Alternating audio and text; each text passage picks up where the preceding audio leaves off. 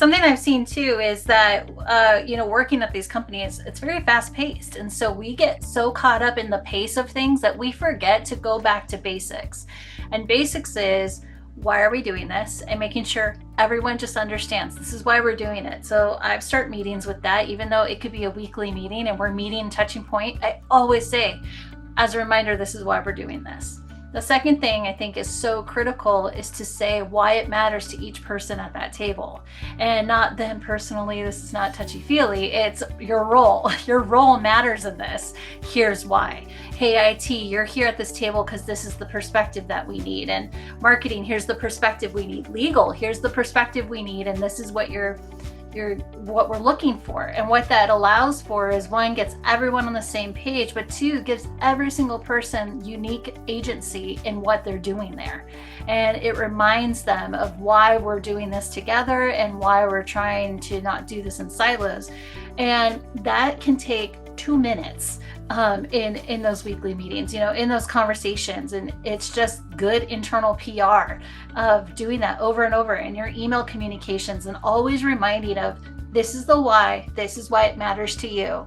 Okay, let's get it back into business. That's my 2 cents.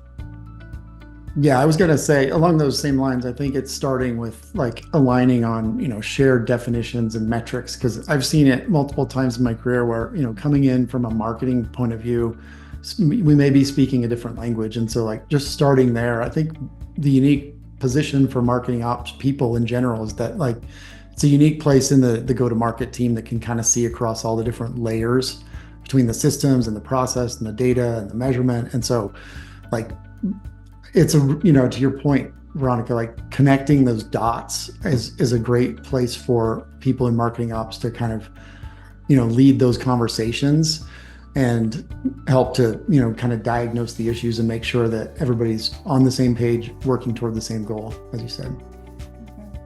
Yeah, I love that. And the other thing I'll say, and then we can go to Valentine's question. The other thing is like, I try to remember, I'm just realizing this now, I try to remember that there's other parts of their job too that they're responsible for and that they really need to do. And I got this feedback one time in my annual review, but we do a 360 feedback thing. I'm sure everybody does. And it was like another director from another department. And I love this guy, but his feedback to me was like, it seems like Daryl is distracted from like solving this email problem, right? And what he didn't know was I had recently taken over like one of the largest budgets that we have in marketing.